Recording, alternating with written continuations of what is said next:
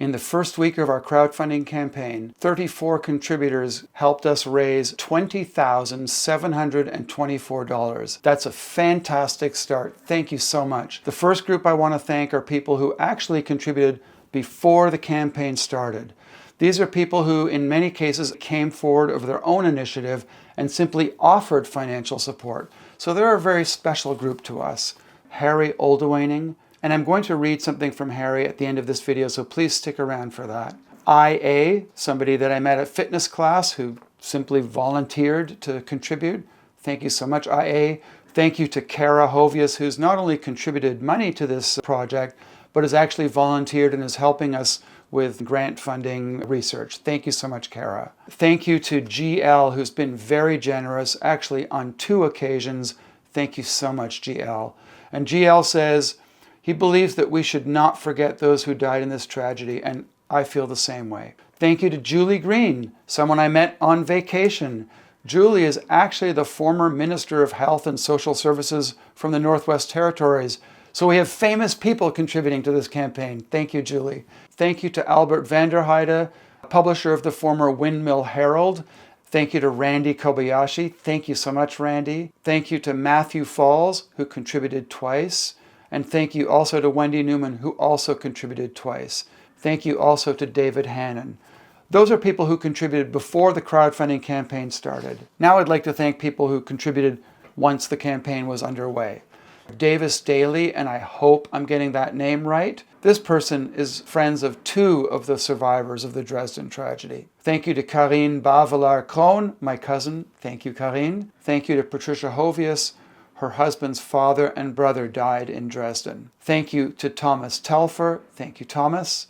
Thank you to Annie Glazer. We really appreciate your support, Annie. Thank you again. Thank you to Jack and Anna Hovius, who are very generous. Thank you so much. They are distantly related to the Hovius family that was impacted by the Dresden tragedy. Thank you to Leonard Priestley. Thank you so much, Leonard.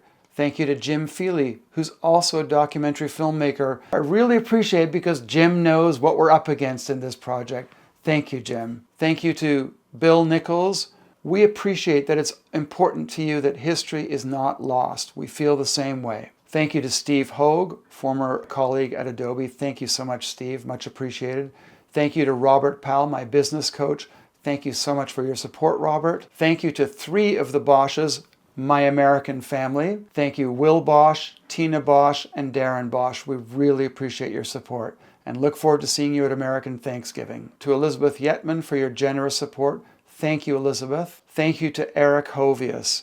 Eric says, this film tells an important story about a dark chapter in my family's history. Thank you to Jocelyn Morris.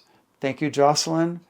Thank you to Jason Tenter. Thank you so much, Jason. Thank you to Grace Schipper, or Schipper in Dutch.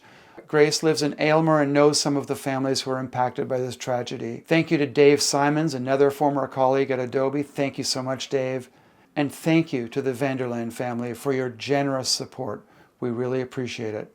So thank you everyone who contributed in the first week. I'd like to read the email that Harry Oldewaning shared. He says, I would like to dedicate this contribution to the memory of my father, Jan Oldewaning.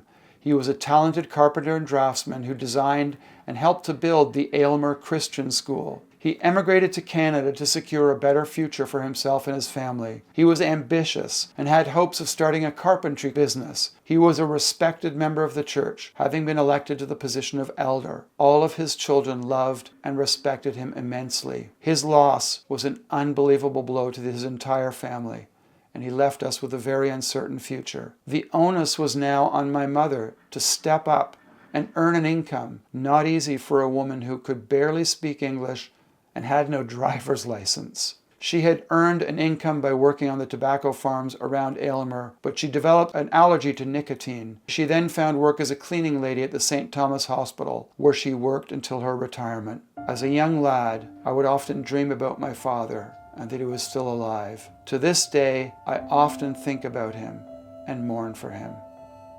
Thank you, Harry, for sharing your thoughts and your memories, and for reminding us why we are making this film. Thank you, everyone, for your support. Let's keep up the great work as we reach our goal of $60,000. Thank you.